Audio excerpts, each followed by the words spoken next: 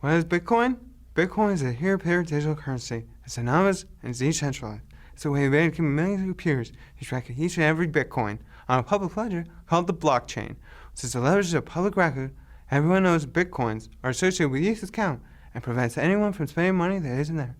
That's why Bitcoin is attracted to millions of players. Goldman Sachs, Microsoft, even the Winklevoss twins. Want to try out Bitcoin for yourself?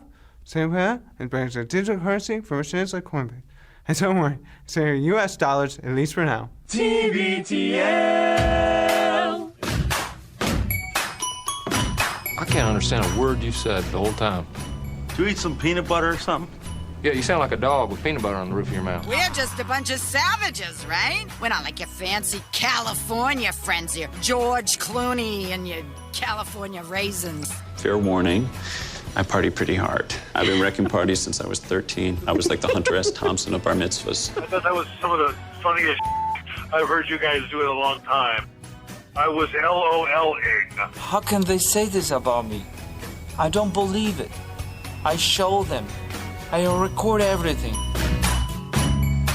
All right, hello, good morning, and welcome everyone to a Thursday edition of TBTL, the show that just might be too beautiful to live. Don't miss the Sausage Fest. My name's Luke Burbank. I am your host. Carol, hold my calls. Coming to you from the Madrona Hill studio, perched high above the mighty Columbia, where it's not raining, so that's kind of a win. It's also not that sunny, but we're going to take it here on this Thursday edition of the program as we've made it to episode 4,762 in a collector series. Let the fun begin. Seattle was recently awarded not really a prize, because they didn't go around giving things to the residents of Seattle, but like the Seattle hot dog. What's courageous about eating a hot dog? Was declared the best hot dog in America by the New York Times. We'll go through the other hot dogs that it beat and try to analyze if the New York Times folks made the right decision or not. Also, is Jackass, the movie that is, the latest Jackass movie, which is allegedly going to be their final movie because some of them are in their late 50s now, is it actually the template for masculinity and how it should actually look? Two bros, broing it up. Article in the New York Times has me thinking about that. Also, it's a Thursday, a.k.a. a Blur's Day. So do some Blur's Day messages, and we'll say hello to this guy. Longest-running Cobra of the show, maybe best known for his depictions of tall ships. As he always says, it's Scatman's World. And we just live in it. He's Andrew Walsh, and he's joining me right now. Good morning, my friend. Good morning, Luke, and welcome to a conversational choose-your-own-adventure. For the beginning of the show here, would you like to talk about cut-off jeans or the Large Hadron Collider? Did somebody's pair of jorts fall into the Large Hadron Collider? Because then we could cover both topics. It would be nice if we could somehow cover both. I am wearing we figured out a way to speed up jorts. I am wearing actual cutoffs, like not shorts sorry, I've that already look played like this drop, but may I play it once again? Yeah. Carol, hold my calls. Yeah. As we are recording this program, I can't see your lower half. You are wearing cutoffs? Cutoff jeans. They do effectively hide my thunder, although they are kind of similar in color and I would say vibe as Tobias Funke's cutoffs in Arrested Development. There are dozens of you. I mean, here, listen, you know what this conversation is actually about? The lack of denim available these days. Have you noticed this? You can't just... Well, maybe I'm an idiot. I haven't tried that hard. But it seems like back in the day, you could just buy jeans. And now whenever I buy anything that sort of looks like jeans online, there's some sort of synthetic material that might be a little bit stretchy. And I don't even totally hate those, except that they start to fade like immediately. They just seem like kind of everything seems cheaper. Oh, wow. Oh, you can hear the audience getting younger as I talk. Everything's getting worse. But I had this pair of jeans that I loved and loved and loved, and I wore a hole in the knee. And then I was like, well, I can't quite throw them away because I feel like there's something special about denim these days. So I just cut them off. I'm just wearing cutoffs. But see, I'm shocked to hear that you're wearing shorts of any kind for the show because even more so than I am, you are a person who, you dress for the job that you want to quit.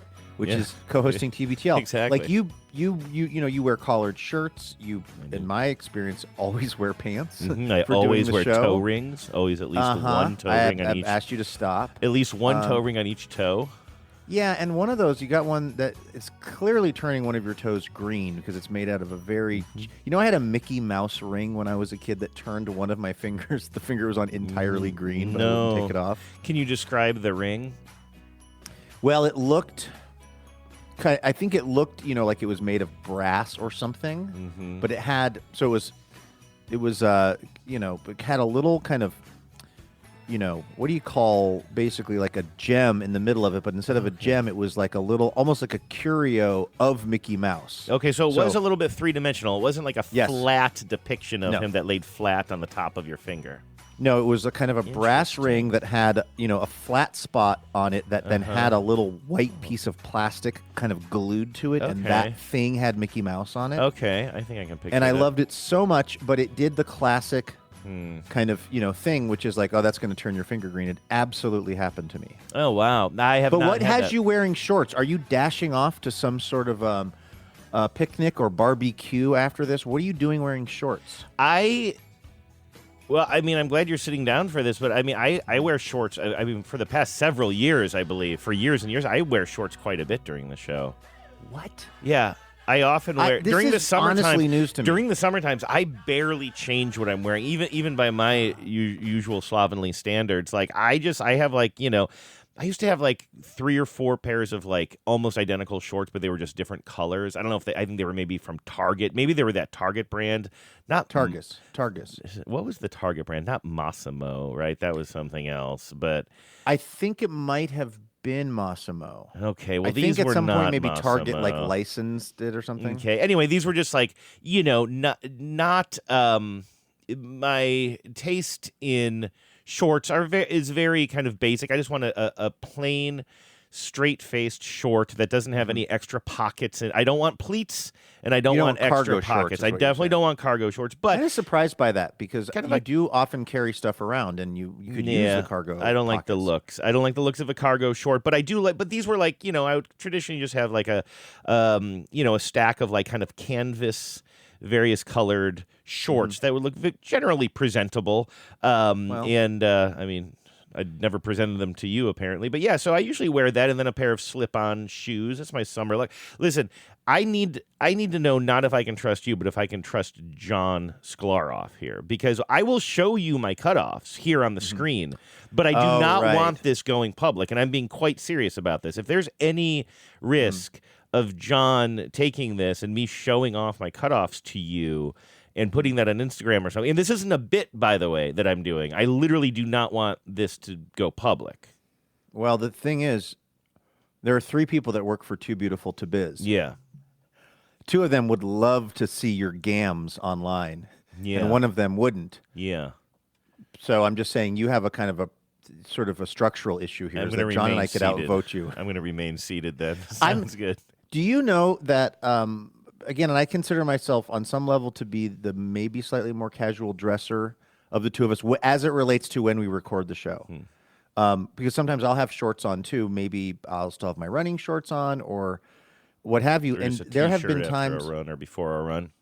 Yeah, there will be times where I will honestly think, oh, I want to go get something out of the fridge here in the studio, but I won't want to get up because I won't want you to see that I have shorts on. Yeah, don't give it away for free. No, because I have been operating under this assumption, I'm being totally serious, that you would never wear shorts to do the show. Oh, I've been wearing shorts for years. And that you would be judging me ever so slightly if you saw me get up to go get some half and half out of the refrigerator and you saw that I was wearing shorts. So I've been feeling embarrassed about my shorts wearing behavior because of my assumption that you would never do that. Let it fly, my boy. Let it fly. And now I'm not saying I won't judge you, but maybe I'll judge you positively. Maybe I'll... You are right about the challenges, and this is a very senior conversation to have. But in fact, the Levi's that I'm wearing right now, which are full pants, and I don't care. Oh, look at that! If the internet sees it. Yeah, there I'm wearing pants, and I don't care. No, who those are knows. good. Those are good classic jeans that you're wearing there. I remember those. But guess what I have, Andrew? I have 2 additional Pears or Pear. Mm-hmm. I have 2 more of these Unworn. that I bought on the internet that are allegedly the exact down to the like. You know, I did the old man thing, which is I like these jeans. Yep. You know what I bought these? I bought these jeans from the Levi's store in Times Square in New York. Okay. I was with Becca. I don't know what had happened. Maybe an accident. Somehow I needed pants. And because I wouldn't normally go to the Levi's store in Times Square. I mean, that's like very touristy, very, full of people, just not where I would normally be going and getting my clothes. For some reason, I needed jeans. I went to this Levi's store, and guess what? I love these jeans so much. They fit nicely. They, I like the material. Do you know what the number is? Are they 501s? I can't remember what my Levi used to be. 501c3s. So yeah, that's probably what I need to crack into to afford actual denim these days. I think they're 501s, but I liked them so much that what I did was I was like, I need to get additional pairs of these. And so I noted very, very carefully and very specifically exactly, of course, the waist size, the length, what the, I went online and I bought the exact same pair of jeans from Levi's.com. And in fact, I bought 2 pairs because that's how whatever I am. And they show up, and guess what? They're not exactly the same. They're a slightly different material. They're denim, but just got a little more stretch in them, a little more something, even though by all description, they should be the exact same product. This is really important for me to know because I've been thinking to myself, like I've been going to whether it's like Everlane, which is where I think the jeans I'm wearing now came from like years and years ago. Again, these were good, solid denim pants that I, over the years, have worn a full hole into the knee, leading me to cut them off. And so, it takes a long time to do that. I'm not like out there, like I'm not crouching and holding footballs I'm not a place kicker holder. What do you call them? A placeholder? Placeholder. I am a placeholder. Wait, is that really what they call that? No, that's not what they call that person. When you brought me on to TBTL, you said you were a placeholder. I said, fair enough. You still are, and don't forget it. Absolutely. No, it keeps me You on better my start toes. showing those legs off, buddy, if you want to keep this interim position. But you know what I mean? Like, it takes a long time to wear a hole in a good pair of jeans if you live my kind of lifestyle, and it happened. So they were very old jeans is my point, and just something has happened in the world since then. But again, I buy my pants from an Everlane, or maybe not, it hasn't been Everlane in a while, but like Stitch Fix I'll still use sometimes, which sources from various brands and what have you. And I get some pants that I like, but they're never jeans. And I've been thinking, well, I guess what I have to do is just go to the Levi's online store. I wasn't thinking about Manhattan. I was just thinking I'll just go. I believe there's a Levi's store in Seattle, though, right? Oh, is there? Well, then maybe I have to do that and might actually touch those move. things. Because, I mean, that is the thing these days. Like, you can't buy anything online because you don't know. It's going to look normal, but then it's going to show up and it's going to be, it's a miniature that I bought, or it's made of synthetic stretchy pants. And that's Genevieve's job, we all know. Yeah, to buy things. That little bowl. Miniatures. Yeah, Genevieve. Was that really the price that you quoted me? I saw that she posted it on Instagram. This little bowl, I guess. It's a miniature. It's like the size of.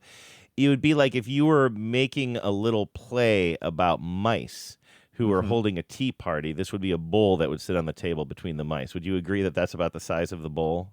Maybe slightly bigger. It would be a salad bowl for mice. Yes, it's a. I want to be clear. Yeah, no, you're right. Not a cereal bowl. Yes. I mean that though. No, it wouldn't be a cereal bowl. It would be a salad bowl. Yes, yes, you're absolutely right. So, okay, listener, what part of a salad bowl for mice don't you understand? But okay, so here's the thing. Yeah, you want to talk about this a little bit. So Genevieve, and I don't have her information in front of me. Otherwise, I would totally promote the hell out of this. But Genevieve went from being a pretty casual online. Yeah, she might have posted on Instagram. I think that's where I saw it.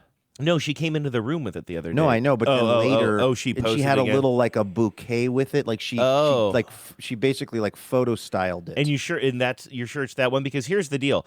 What I wanted to mention was she has a couple of online stores. I think she was selling on eBay, and now she's on, I believe, what is the other one? Etsy. I think she has her own Etsy shop now. Oh, yeah, there it is. It's her tiny little bowl. You know what that look? Oh, yeah, she put a penny next to it to show how big it is. Yes. And then put one of my... And then 2 mice and she's eating healthy. 2 mice. Where'd she pluck those? Those are leaves from my bubblegum plant. This is how you're shocking. finding out that... I leave social media and I find out Genevieve's been what's the word I'm looking for? Why can't I ever think of the word for when a human being eats another human being? This has come up. Cannibalism. Cannibalism. This came up. You know in a what? meeting the Honestly, other day if there's words that you can't think up off the top of your head, that's not the worst one to not be able to think it's not. Do you know what the weird thing is? I literally got a text from my buddy. I'm gonna leave all names off of this because he might hear this. I got a text from my buddy right as you were starting the show. And he is referring to his son here, who I believe his son is maybe about 16 years old or about that. He says, my 16-year-old just asked, how much of a person do you have to eat to be considered a cannibal? Do you have any thoughts? And I wrote, yes, my thought is therapy. No, I take that back. Not any amount. I think you could eat... You eat a finger, you're a cannibal. I think, first of all, I think you could eat some amount of a fingernail or a toenail, and you wouldn't be a cannibal. I mean, you'd be gross. Somebody else's? Yes. Oh, yeah. Well, no. I mean, I chew my own fingernails. I don't consider myself a cannibal. I think you could eat... You consider yourself fine or young? But 2 out of 3. I think you could eat someone's fingernail or toenail, and you wouldn't be cannibalizing them because it's not... It's like... They're not going to die from you eating it. It's not even going to really hurt them. Let's just say that, they clip their fingernails and then you go and you pick them up and eat them. Whereas you should still have consent, I feel like. But if you ate part of their nose, you would, I think, be a cannibal. Yeah. Like, hair. So I would... You put hair in the nail hair category? is keratin. It's in the category of fingernails and toenails. You could eat someone's hair, fingernails, or toenails. And that's it. And not be a cannibal. But if you start eating... But then also, I feel like intent matters. What if something sloughs off of them? Anything that sloughs off of them is fair game. This is awful. This is the worst. Let's go back to talking about my Did your friend shorts. in the text, did they also answer the question? No. Or just pose the question? They like, posed did they say it, what and I said, take him to therapy, and then that's the last... No. That's the last... Tell them that the official ruling on the matter is anything that sloughs off... or could be consumed without it causing pain to the main dish, a.k.a. the person who's being it has to be cannibalized. already removed by the person. Like, you can't go chewing somebody else's fingernail. Or if it's can still you? attached and to them. is this a money-making opportunity? There's got to be something on the dark web where people are paying, and let's be honest, it's dudes, are paying to chew someone else's fingernails. That has to be a kink. Stuff. This is rough stuff. Anyway, I heard a comic saying that if you are attracted to them, it is a kink. They're like, if you're attracted to me, then that is officially a kink. Yeah, no, I can definitely relate to that. Can I just tell you something? This is, while we're talking about really gross stuff, I just got icked out so bad for a second. I didn't even want to tell you about it, but now I realize what it is, and this is weird. I mean, this is a weird show today, and what I'm about to admit to you is for the listeners who can't see this, he has a bag of human toes that he's sifting through. That is not true. But let me be honest with you. I'm sitting here. We've established that I'm wearing shorts. Yeah. You and I are talking. I reached down to scratch my shin, the front of my shin, right?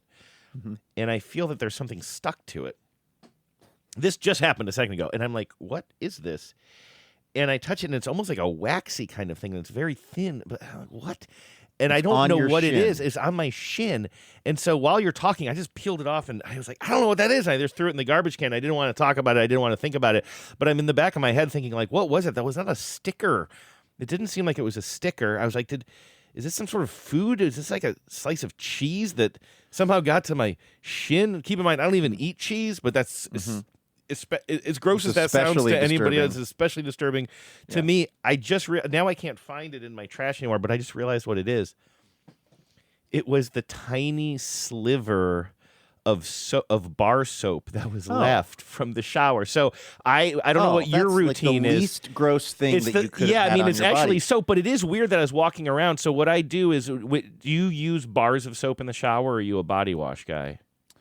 I'm a bar of soap in the shower, no washcloth guy. Yeah, me too, for the most Which part. I've heard from some of my black friends is a very white thing. Really? I've been told that not using a washcloth is very white coated. And I will be honest with you, I grew up in a home where we didn't ever have a washcloth really in the shower. There was just like a bar of soap, which is, if you think about it, a little gross if you're in a house sharing.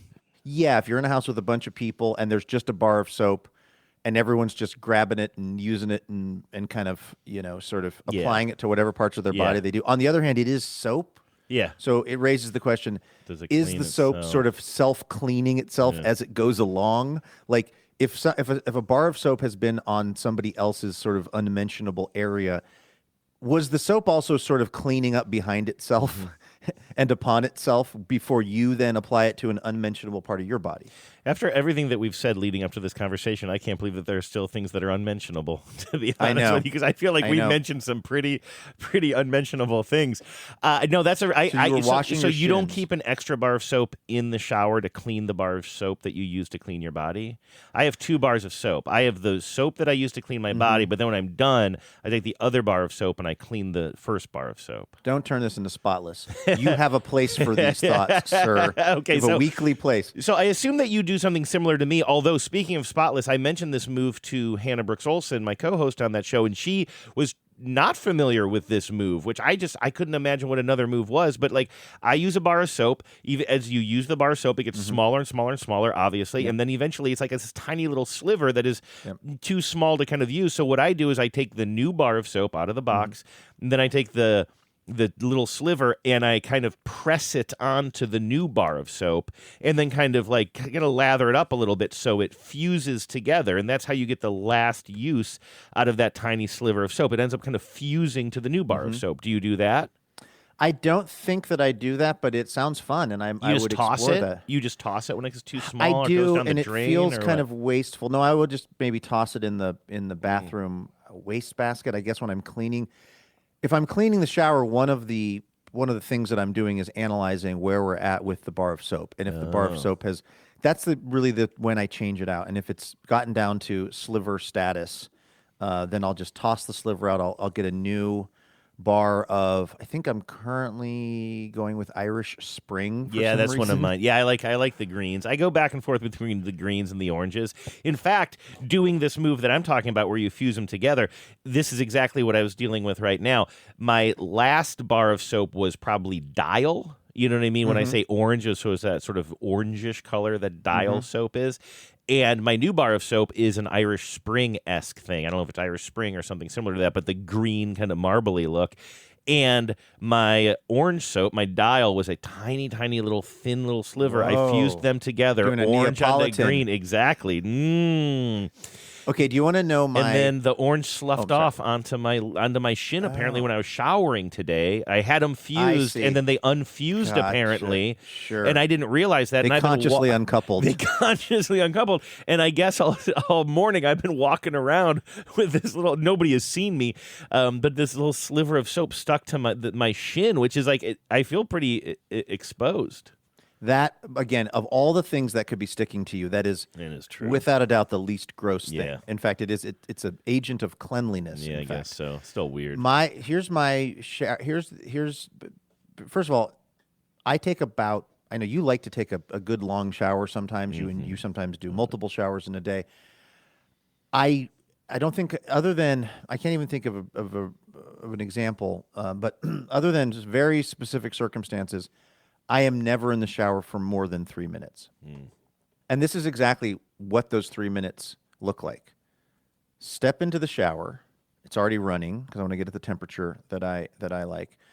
Step into the shower, get, wet from head to toe, put a dollop of my very expensive anti-balding shampoo into my hand. It's Nioxin.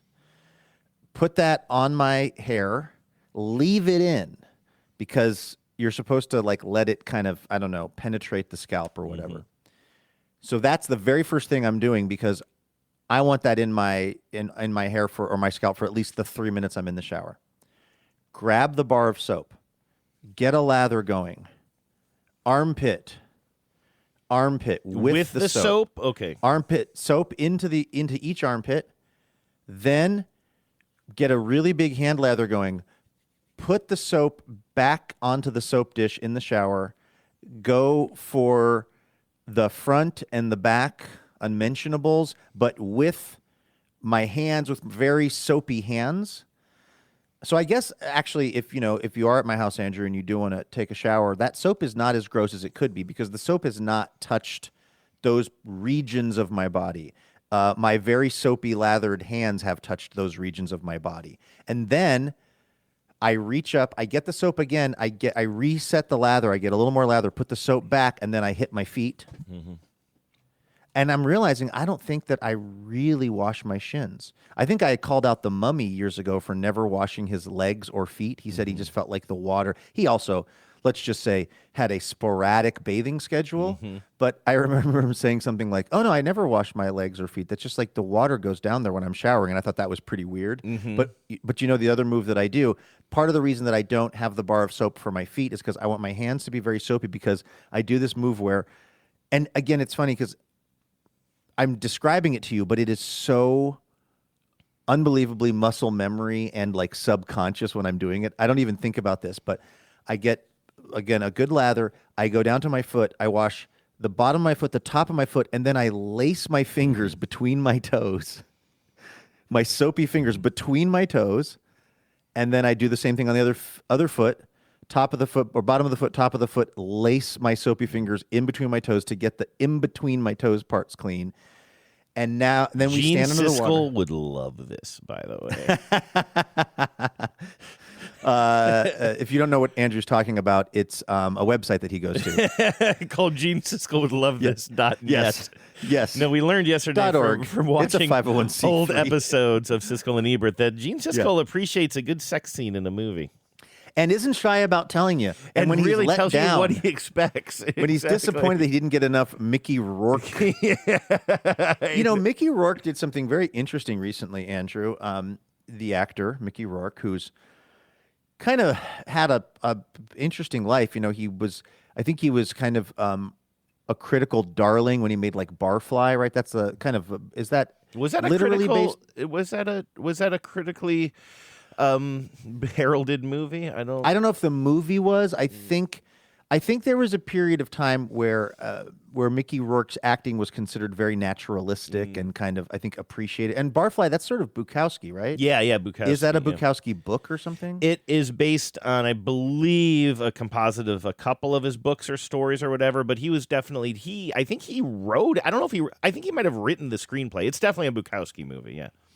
But so Mickey Rourke was in that, and then wasn't he in the Pope of Greenwich Village or something? Know. I think that was his like maybe more so than Barfly. I think the Pope of Greenwich Village or something. He was it was considered a breakout role, and he was kind of again appreciated for his acting because he was kind of non-traditional in a lot of the ways that he delivered his lines and did things. And then he ends up in yesterday. I thought you might have been referencing Gene Siskel referencing 9.5 Weeks, where basically I think Mickey Rourke and Kim Basinger the whole movie is them just having sex. It's really. I feel like I don't think it's the whole movie. I think that is how you and I remember because we heard about it as younger heard about people. Or rented about. Oh, you did Peter watch the whole thing it. is sex? I did not. I thought that well, it was no, a I'm little not. bit. Listen, Okay. I'm not saying that the whole thing is sex. I'm saying I did watch it as like a 14-year-old. Yeah. With my X-ray glasses on. Yeah, didn't help. I wanted her to be more naked than she was. It is sex forward. I do know that. It's yes. extremely sex forward, and it made me think that in adulthood, I was going to be integrating food into much more of my sex than I'll be honest, I have. Mm-hmm. Can you leave your hat on? That's what I want to know. It's very like thinking back on it now as an adult who has had actual sex. That movie almost seems sort of like, I don't know, like someone who has not had sex's idea of what really racy sex is. Like, it feels like there's a lot of like opening the refrigerator and like taking out strawberries, but then like smashing them into like someone's face. Like you could your memory of it very easily slips into a sort of a Naked Gun style sex scene where it gets really ridiculous. You know what? I'm thinking of Disorderly starring the Fat Boys, where they just kept throwing pies at each other. But so then that was kind of. Even that movie, I don't think anyone thought the movie was good, but he was still kind of, I don't know, he was being, hired by big Hollywood directors. Then I think he kind of fell off for kind of a long time. He was also an amateur boxer this whole time. He was into that. And then, of course, he has a number of kind of, it would appear, regrettable plastic surgeries and procedures. And I don't know if he ever had substance use issues or if I'm just conflating the movie Barfly, but like, he was kind of like off everybody's radar and kind of just doing bit parts and this and that. And then they put him in The Wrestler. Mm-hmm. Remember, that was his big kind of return his to big form, sort of redemption. Bring him back. We like Mickey, or we think Mickey Rourke is a really good actor or whatever. And then I don't know. I guess he just didn't quite sort of capitalize on that or whatever. And so the story about 6 months ago or maybe a year ago was like Mickey Rourke is $60,000 behind in his rent. Boy. And the paparazzi kept snapping pictures of him coming out and getting DoorDash in front of I would say, fairly modest home in Los Angeles. It was shocking to me that the back rent on this home could ever end up at $60,000 because it wasn't like he owes $60,000 of rent on his mansion that is $30,000 a month. Mm-hmm. Like, this appeared to be a home where the rent couldn't have been more than $1,500 a month or something. But I was pretty struck by the fact that it never occurred to me that I'm always kind of shocked when I find out that somebody in Hollywood, particularly a guy, has been wearing hair pieces or wigs the whole time. Oh. Which is strange because, they wear all kinds of, particularly in movies, guys wear all kinds of prosthetics. And, the fact that, like, Billy Bob Thornton is very, very bald, but is just always wearing a hairpiece in public.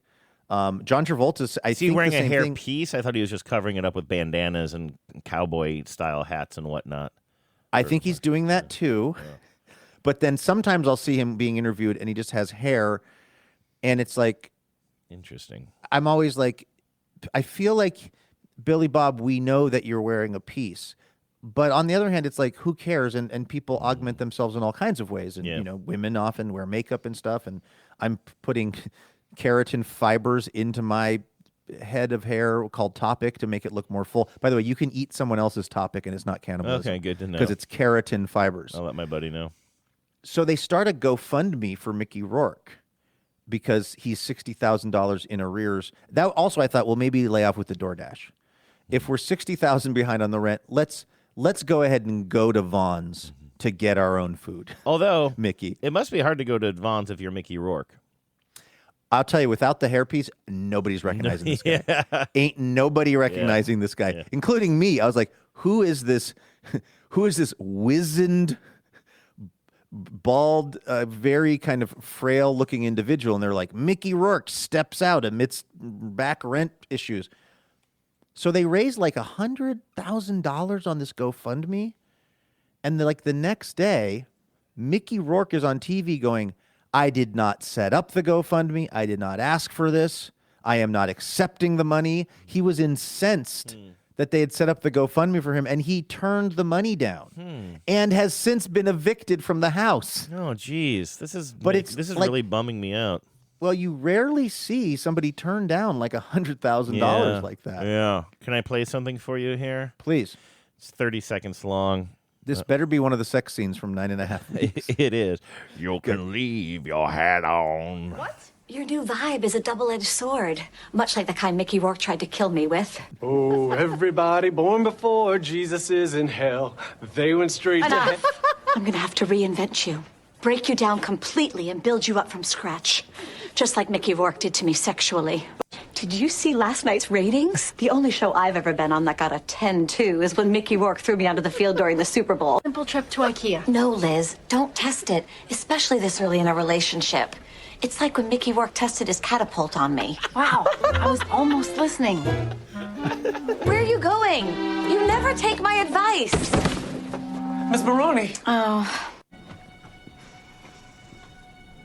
Nice try, Hazel. But you made the same mistake Mickey Rourke made on that catamaran. You didn't kill me when you had the chance. We need to talk about what you did. Well, you know what they say, boys. If you can't stand the heat, get off of Mickey Rourke's sex grill. Say, Mo, these are for Mickey Rourke. No, Tracy, put them down!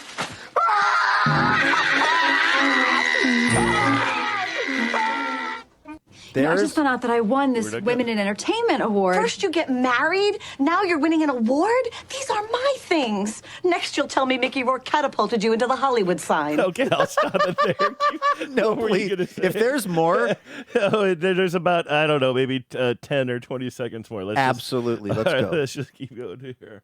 Oh, no, I messed up where we are on this. Here we go. Catapulting and catamaraning with Mickey Rourke. Tell me Mickey Rourke catapulted you into the Hollywood sign. Liz, have you seen Jack today?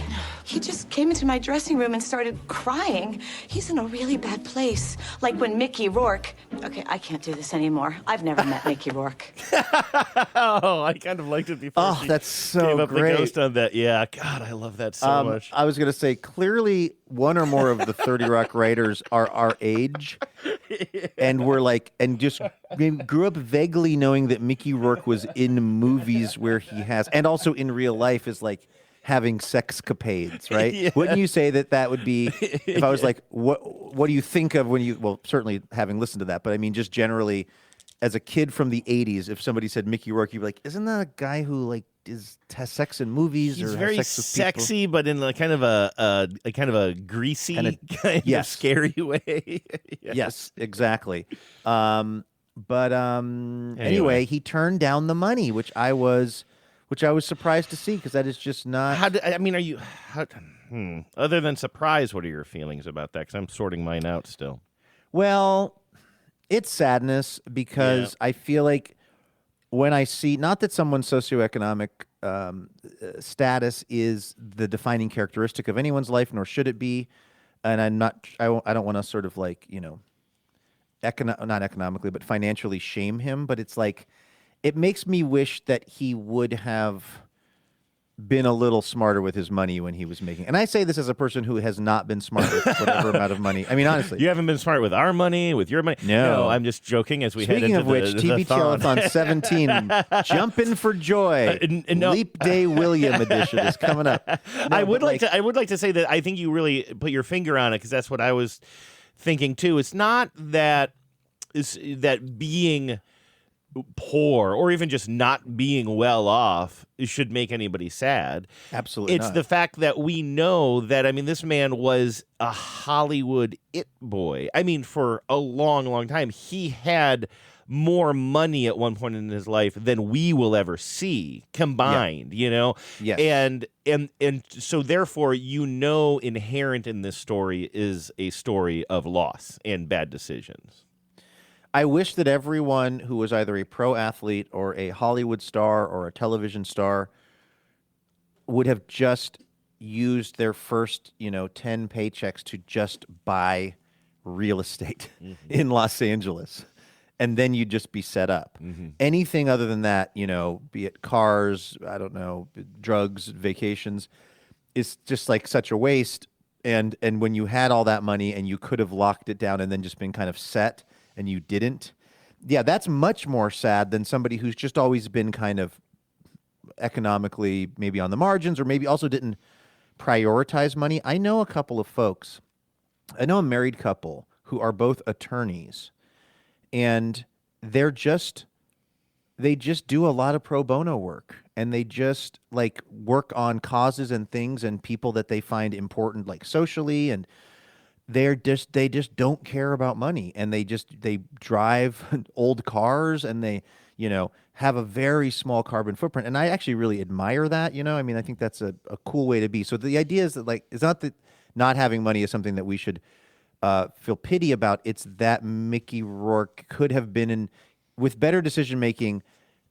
He wouldn't have been $60,000 in arrears on a rental that you and I, Andrew, would not even want to rent in, somewhere in L.A. Yeah, I can't understand how you it was definitely all rental. I feel like because like TMZ or somebody interviewed the landlord.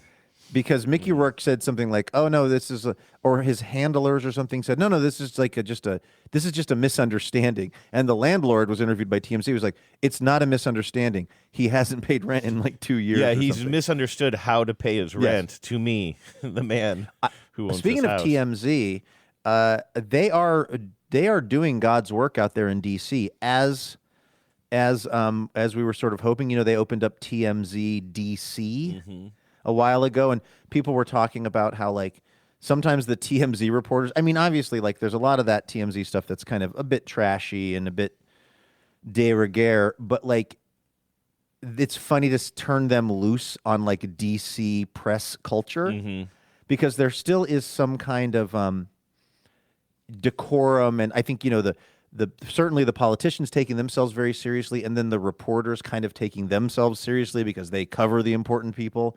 And then you just throw a guy in whose job previously was standing outside of LAX trying to yell for RuPaul to stop for a picture. Like these are hard-bitten, streetwise agitators, the TMZ crew, who are now like throwing queries at Pete Hegseth in the exactly and breaking news on the reflecting pool. I think they were at the tip of the spear on that, and then we're like, just like I think TMZ was like literally one of the first outlets to be like, "Hey, this pool is really messed up right now." I was scrolling through. I found I don't know if you ever do this. I found myself with a new follower on Blue Sky, and whenever I see a notification, new follower, I click on it because I'm always curious, who is this person? Is it even a real person? I think more and more they're like kind of bots. But I saw this one. He seemed to be a real person, and so I was scrolling through his timeline, and he hadn't posted all that much, and so you didn't have to dig very far to get back to like a couple of weeks ago when the reflecting pool news was, all over the place, like inescapable. And there was a video of, it was like when they finally just shut the whole thing down, and again, I'm assuming this is real. They shut the whole thing down. They put some gates around it and some fencing around it and some guards, and there was an automated voice. I mean, you've probably heard this, that basically said, "Please, no loitering here. Please move on to your destination," or whatever. And to have that automated voice, as if it's a Paul Verhoeven movie, at something that is literally called the reflecting pool is reflecting beyond is no longer parody. allowed. It is beyond parody. That's why, as I say this, can I be right about that? Did I get fooled by the internet? Well, definitely the fence is a real thing. One of those, temporary. One other thing on that. Did you hear that the Parks Department had to go on the record saying that there was, in fact, someone had used a box cutter to cut the liner? No. Do you know this? No, this is news to me. You want to talk about Verhoeven. It is, okay, so first Trump says, they're going to put this, literally he said, like, I don't want to give anyone any ideas. He goes, but this liner is so amazing that they're putting on, and I don't want to give anyone ideas, but you couldn't cut it with a knife if you wanted to. So he says that. Then, of course, there's the whole algae bloom. They dump a bunch of hydrogen peroxide into the reflecting pool to try to kill the algae, which hydrogen peroxide is for home ear piercing, guys. It's not for... and hair dye, right? It's for dyeing your hair. It's for lightening your hair and home ear piercing. It is not for trying to get rid of an algae bloom in the reflecting pool. But then because of that and other things, obviously the liner started coming up in pieces. And then Trump started saying, well, no, it was cut by vandals. He just started telling the media that. And he said, and then he kept changing the length of the cut. He said that there was a 250-foot slice in the liner, which he had said could not be cut with a knife, but now he said vandals had cut. Then he started saying it was a 350-foot, which is, I think, like... You're like changing your blade in the middle of the cut. It's like 100%. Like, I think, is it 350 feet? That's a football field, right? Probably, because a yard is 3 feet. It's 100 yards. So his contention was that somebody snuck into the reflecting pool with a box cutter, got down on their hands and knees or whatever. Maybe they brought scuba gear, I don't know, and cut a football field length slice in the middle of it, which side note, was not even where it was coming up. Mm-hmm.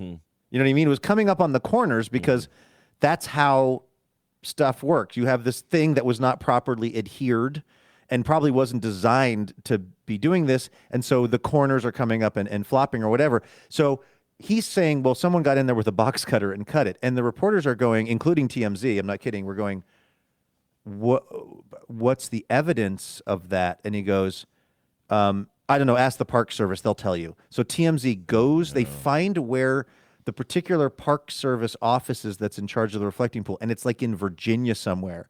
And this kid just goes in to try to find out what is the evidence of the vandalism of the pool, of cutting the pool. And nobody there can answer him. They give him the email address of the press person. And they're like, they give him a Post-it note with the email address of the press person.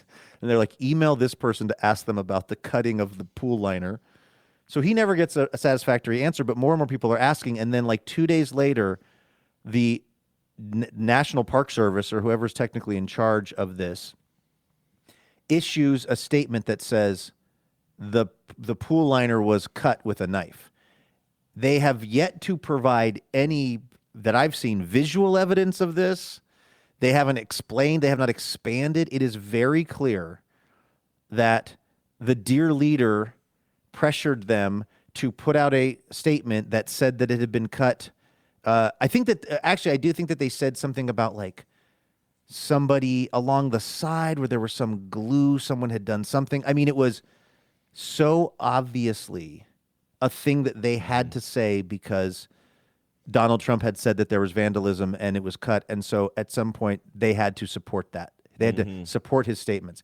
And I don't know why that, of all the things that are going on in our world, just broke my heart. Because it's the Parks Department, right? Because you just think of them as being like... Well, they were... Absolutely, but they were already, and I don't blame the good people that work for the Parks Department or the National Parks or whatever, but like clearly whoever runs it at this point is a complete, apparatchik, and whoever is handling their Twitter account is similarly an apparatchik, because they were the ones that were like, the reflecting pool looks amazing. Like all of their social media posts were like straight out of North Korea. Even when it was algae bloom, they were taking pictures of it from these angles that you couldn't see the algae bloom and stuff. And that was their official like Twitter feed, which also kind of broke my heart. What is apparatchik?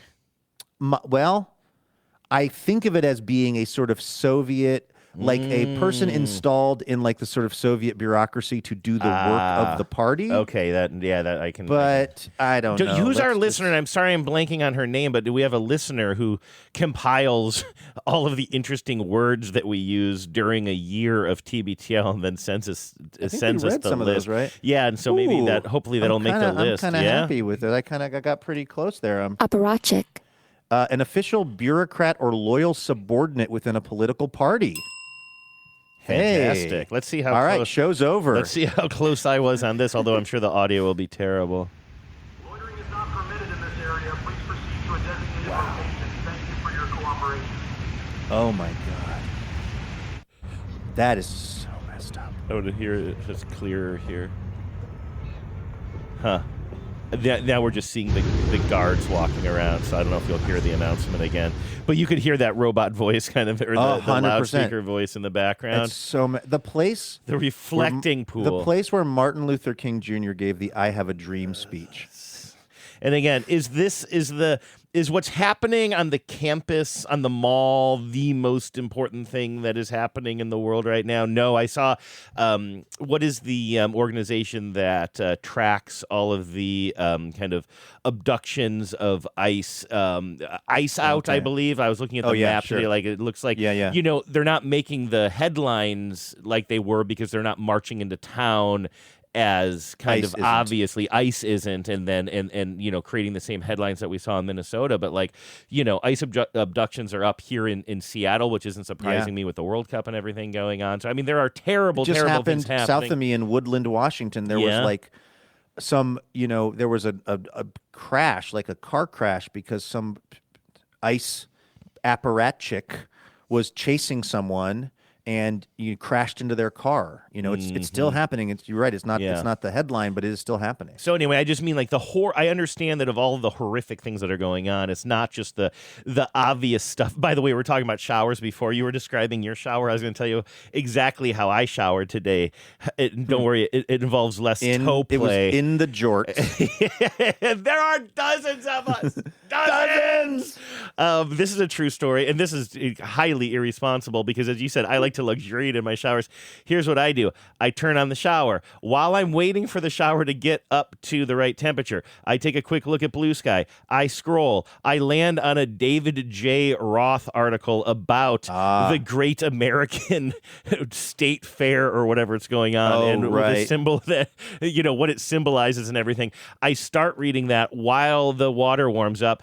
Water is warm. I just take my phone into the shower with me and stand under the water for a while as I finish reading it. Reading your Reader's Digest in the shower. Story. I have a strong tradition of basically reading the in technology finally caught up with you. Yeah, that's right. Weirdly, my electronic phone is more water resistant than the 1978 copy of Reader's Digest that I was reading Humor in Uniform out of. But David Roth, saying about the Great American Fair? You know how he's always just. I mean, I'm not gonna. I can't synthesize it here. He's just an amazing writer and just talking about what it represents and just how it's an extension of the Trump presidency itself. You know what I saw that absolutely broke my heart yesterday was archival footage of and I know we've got to get to the Blurs days because Blurs days. I'd forgotten about the Blurs. We've got TBTB business today. We got all kinds of stuff going on, but. I saw archival footage of the bicentennial, so 76. Yeah, when we were born, yeah. You're 76 too? Yeah. I'm 76. Yeah. And it was just so wholesome because it was not politicized. It was about, and I mean, who would have been president in 76? Was that Ford maybe or something? Or I thought it was Carter, but maybe I could year be wrong. one Carter or something. Probably Carter. It was just like... It was just kids eating freaking watermelon and corn on the cob and people celebrating this country and the ideals of this country, which we never live up to, but which are something that I think are laudable and just to see how much better this was 50 years ago. It just broke my heart, compared to what this guy created for the 250th. He like everything, he just fucking ruined it. Would it lift you up a little bit to hear that you were correct when you said Ford? Because at this point, I think, it depends on when it was happening, but Carter would take office in 77. He won the election of 76. So Ford would have been overseeing I that. see. So yeah, gotcha. So yes, and now the show is officially over. I got Apparatchik right and Gerald Ford's presidency. There's a right way to rock and a wrong way to roll. You can just listen to your soul. Just remember that life is number one. You can be having so much fun. Just remember that life is much fun. You can be number one.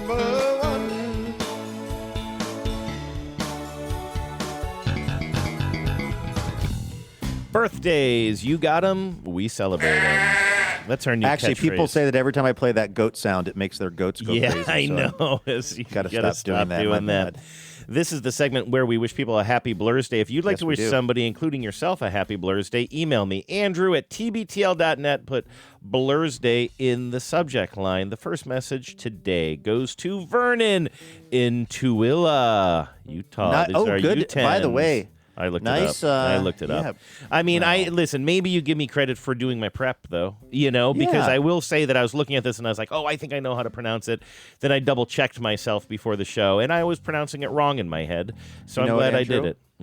Luck is the intersection of preparation and perspiration, okay? That's what everybody says. They also say the separation is in the preparation, Luke, and that's how I separate myself out from all the other Blur's Day, readers out there.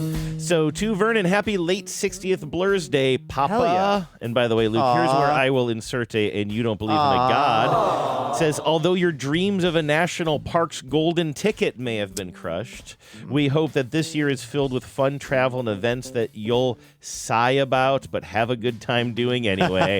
We love you so much. Love, Allie, Cassie, and Maddie. Oh, the Palmers. That's right, our Tooele 10s. Yes. Mike says, writing to wish Puddle a happy 9th Blur's Day. It's been a big few months, as I know. 9 years. 9 years. It's been a big few months as we moved from West Lynn back to Redmond, and it's been great starting new traditions like riding our bikes every Saturday to the coffee shop and keeping old traditions like sleeping in a tent in our backyard on your birthday eve every year. Oh, that's awesome. Your mom, Langley, Winston the dog, and I love you very, very much. I'm wondering if something's going on with Mike. Yeah. Is he on the run? Yeah. Because that family is, they're mobile. They moved down here. I ran into them eating a burrito once in Portland randomly. And now they're back in the Northwest. Isn't Mike also the boss of somebody that we know or who's a listener? We were talking to, or we were getting a message from somebody who He's was an like accountant. It's Mike the accountant. Yeah. I have him saved in my phone as Mike the accountant, and it always sounds like an. That sounds like someone that's gonna do some kind of crime for you. Yeah, is there a movie called The Accountant that is like an action movie? Because I was gonna say it's Ben Affleck. Okay, yeah. Because when I see Mike the accountant, I'm always like, oh. Yeah, he'll come take care of whatever needs taken care of. Well, happy Blur's Day to Puddle. Thanks for all the jokes over the years. Keep them coming. Yeah, keep them coming, by the way. Here's a note here. Happy actual Blur's Day to our new 5, Declan. Is that how you'd say that? D-E-C-L-A-N? Declan? Yeah. This week has not been the easiest, but we are happy to finally be home. You are the sweetest baby, and your mom and I love you more than you'll ever know. Welcome to the world, Declan. Oh.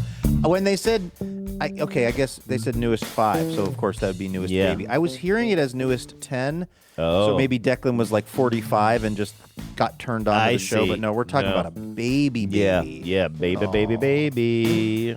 I'm taking the notion. Congratulations, gang. Joe in Polsbo says, I'm wishing a happy Golden Blur's Day to my newest favorite, Tacoma, KDC. I'm so glad we met and that we get to hang out semi-frequently.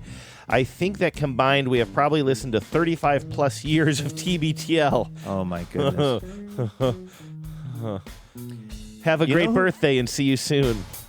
You know who I think, we may have a few Joes out there on the Olympic Peninsula, but if I'm thinking of the same Joe, I think this is our friend Joe who was on Jeopardy. Oh, Joe in Polsbo? I believe so. And when I lived in Bellingham, I remember picking up Thai food from this.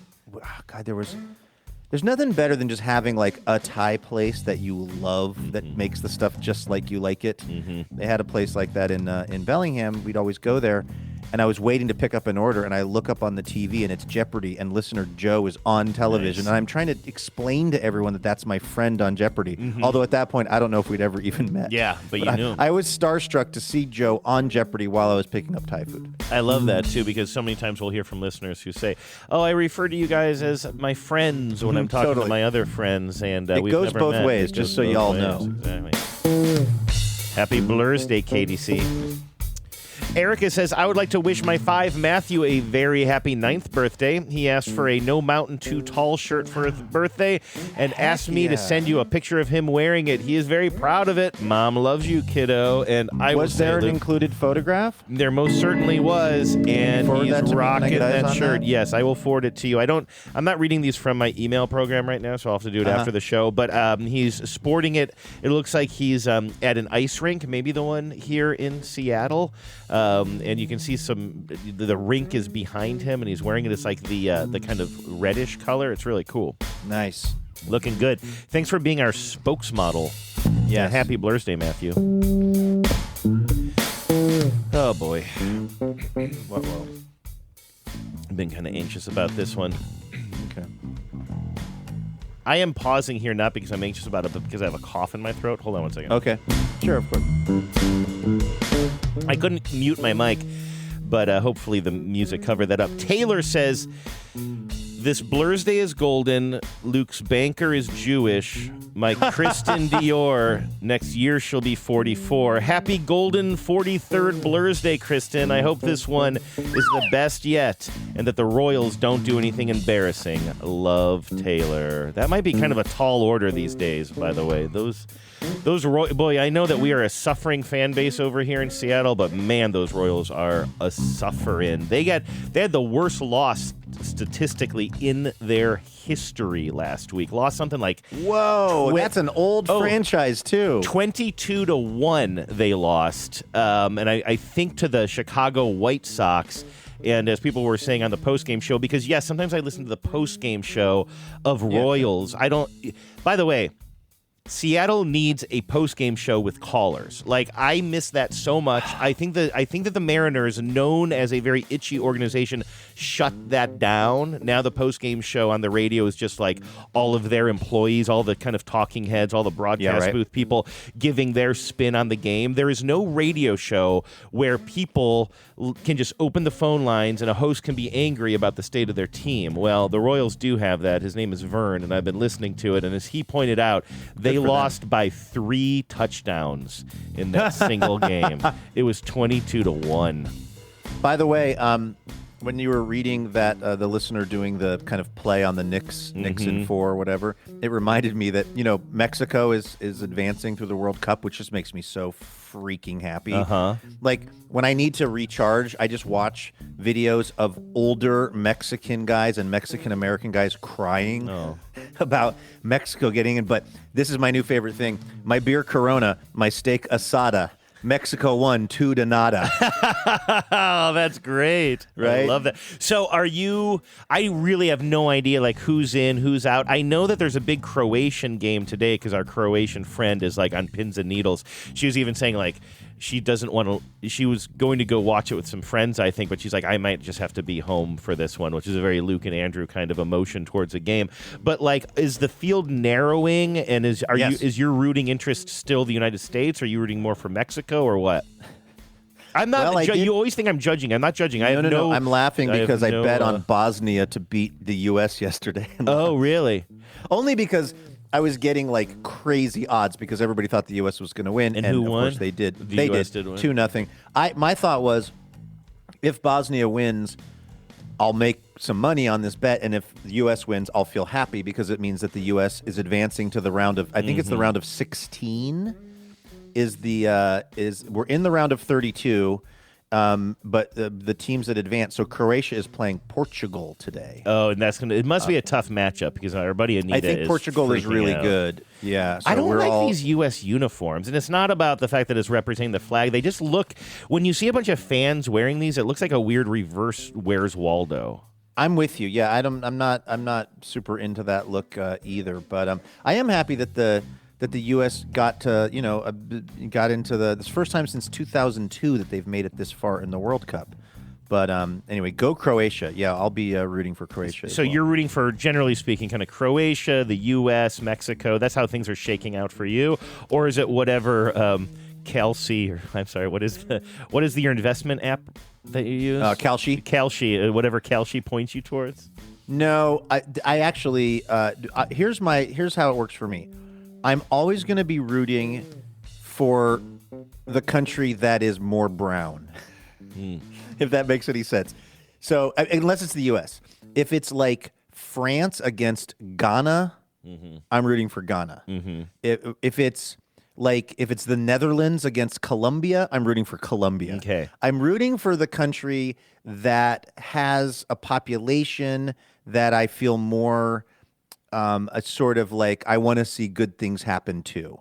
And I'm not trying to conflate, the idea that you have a country that is more brown and that, everyone there would be living in poverty. That's of course not the case. But it's like, I don't care very much if Switzerland wins. Like, Switzerland is playing Algeria today. And who do you think I'm rooting for? Algeria.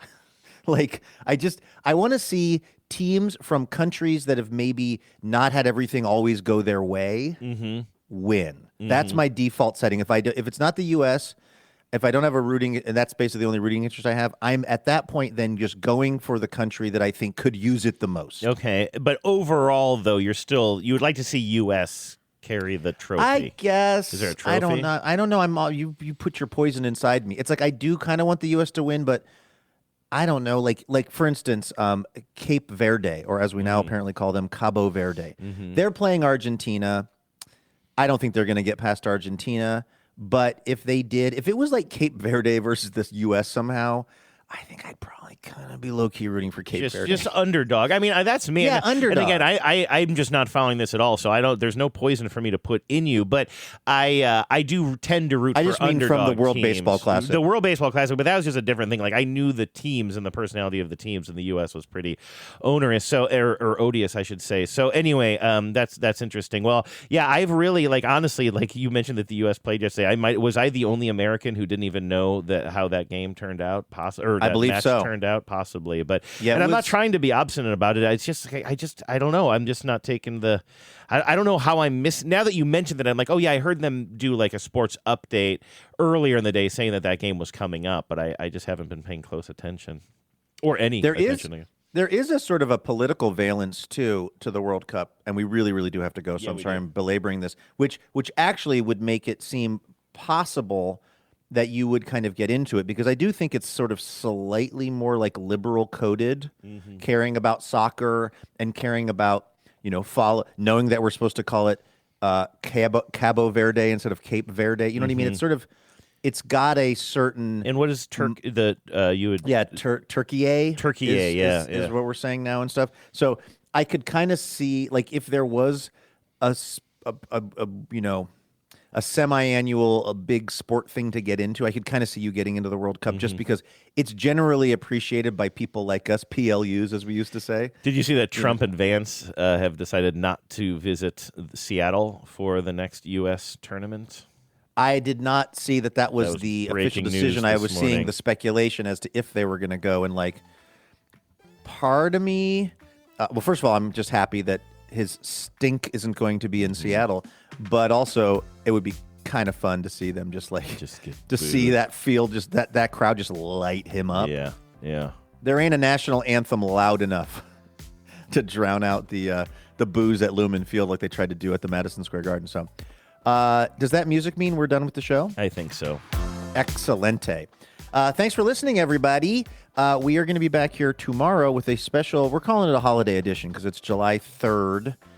But it is a federal holiday, so we may bring you a slightly abbreviated show tomorrow, but we will be here. We'll be doing new content, and we hope you can join us for that. So have a great rest of your Thursday. Go Croatia, and please remember, no mountain too tall. And good luck to all.